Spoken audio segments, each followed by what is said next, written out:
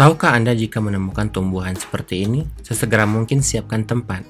Jenis ini dapat dimanfaatkan sebagai tanaman hias di pekarangan rumah, karena jenis tanaman ini bersifat langka dan hidup di pegunungan dengan kelembapan tanah di suhu tertentu. Jenis daun dan runcing dan batang yang kecil serta memiliki bunga yang berwarna merah. Jenis tanaman ini sangat bagus untuk dimanfaatkan sebagai tanaman hias di pekarangan rumah. Oreopana ecuadorensis. Jenis tanaman ini hidup di daerah pegunungan dengan ketinggian 2500 mdpl. Jenis tumbuhan ini dapat dijadikan sebagai tanaman hias meskipun tumbuhan ini hidup di daerah ketinggian, tetapi juga bisa hidup di daerah dingin dan bebatuan. Memiliki jenis daun yang lonjong dan bunga yang terletak di antara cabang ranting.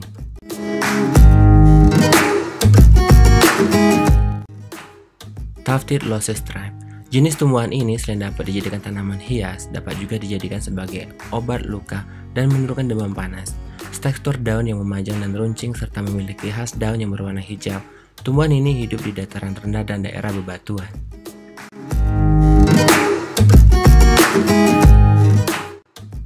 Echinodorus grandiflorus.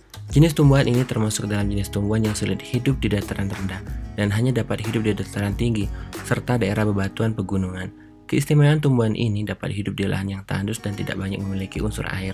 Selain sebagai tumbuhan jenis Echinodorus grandiflorus dapat juga dijadikan sebagai obat luka bakar. Imperata cylindrica yang lebih dikenal dengan ilalang. Siapa yang tidak mengenali tumbuhan ilalang? Pada dasarnya ilalang dapat tumbuh di dataran tanah yang tandus dan bebatuan. Selain itu, akar ilalang dapat dijadikan sebagai obat. Di antaranya, khasiat dari akar alang-alang adalah mengobati kencing nanah.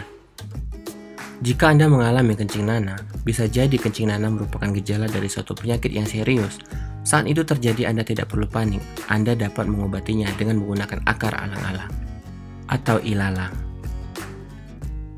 Nah, itulah di antara jenis tumbuhan yang unik dan dapat dimanfaatkan sebagai obat-obatan serta dapat dijadikan sebagai tanaman hias.